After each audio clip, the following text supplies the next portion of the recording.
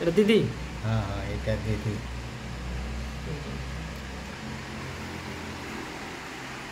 ମୁଁ ତରଣୀ ସେନ ଟୁଡୁ, ରାଷ୍ଟ୍ରପତିଙ୍କ ସାନ ଭାଇ। କ'ଣ କହିବେ ଆଜି ରାକ୍ଷୀର ପବିତ୍ର ବନ୍ଧନ, ଆଜି ଭଉଣୀକୁ ମନେ ପକାଉଛନ୍ତି? ଆଜି ସକାଳ ସକାଳ ରାକ୍ଷୀ ପବିତ୍ର ବନ୍ଧନ, ତେଣୁକରି ସକାଳୁ ଗାଧୁଆ ପାଧୁଆ କରି ଭଉଣୀଙ୍କ ସହିତ ଟିକେ କଥାବାର୍ତ୍ତା ହେଲି। ଭଉଣୀଙ୍କୁ ଭଲ ମନ୍ଦ ପଚାରିକି ସେ କହିଲେ କେମିତି ଅଛନ୍ତି ବୋଲିକିରି।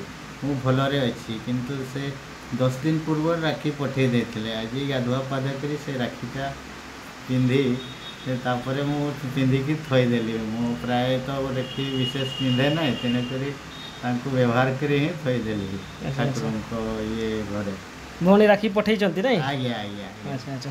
ଆଜି କଥା ହେଲେ ସକାଳୁ ସକାଳୁ କେତେ? ମୁଁ କଥା ହେଲି ଫୋନ୍ ଦ୍ୱାରା, ସେ ବି ଭଲ ମନ୍ଦ ବୁଝିଲେ କ'ଣ କେମିତି ଅଛନ୍ତି ବୋଲିକି। ଆସିବା ପାଇଁ କହୁଛନ୍ତି? କେବେ କ'ଣ ଆସିବାକୁ ପଚାରୁଥିଲେ। ମୁଁ ଏ 2-4 ଦିନ ଭିତରେ ଯିବି। କ'ଣ ଉପଦେଶ ଦେବେ ରାକ୍ଷୀ ପୂର୍ଣ୍ଣିମାରେ ଭାଇ ଭଉଣୀର ଯେଉଁ ଏଇଟା ବନ୍ଧନ ଗୋଟେ ରହିଛି ସମସ୍ତଙ୍କର? ବନ୍ଧନ ବହୁତ ଭଲ, ତେଣୁକରି ଉପଦେଶ ଯେମିତି ଭଉଣୀଟା ବି ଭଲରେ ରହନ୍ତୁ। ସେ ବି ମୋତେ ଆଶୀର୍ବାଦଟା ଦେଉଛି, ଭାଇଟା ଯେମିତି ଗୋଟେ ମାତ୍ର ଭାଇ ଅଛନ୍ତି, ଭଲରେ ରହନ୍ତି ବୋଲିକରି। ପିଲାଦିନର କଥା ମନେ ପଡ଼େ ବେଳେବେଳେ?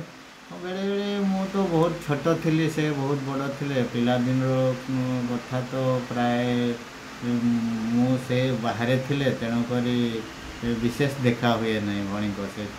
କିନ୍ତୁ ସେ ରାକ୍ଷୀରେ ବାନ୍ଧନ୍ତି ଯେଉଁଠି ଥିଲେ ବି? ଆଜ୍ଞା ଆଜ୍ଞା।